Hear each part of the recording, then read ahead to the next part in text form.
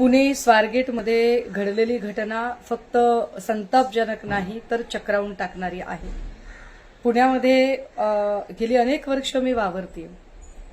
15 वर्षांपूर्वीच पुणे आणि आत्ताचं पुणे यात प्रचंड फरक जाणवत आहे।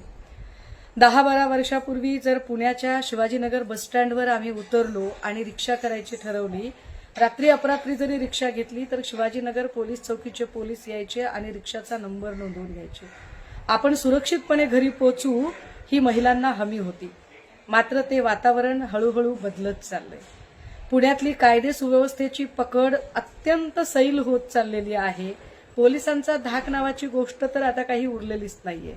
वारंवार हा प्रश्न उपस्थित केला जातो की पुण्यातल्या ज्या गर्दीच्या जागा आहेत, विशेषतः शाळा, कॉलेज, बसस्टँड आणि रेल्वे स्टेशन, इथे पोलिसांची अधिकची गस्त वाढवली पाहिजे।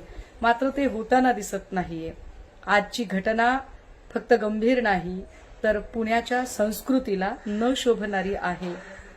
या सगळ्या संबंधाने पुण्याच्या पालकमंत्र्यांनी यात लक्ष घालावं आणि पुणे पोलिसांचं नेमकं चाललंय काय यावर पालकमंत्र्यांनी निश्चितपणे त्यांना जाब विचारावेत अशी अपेक्षा आहे।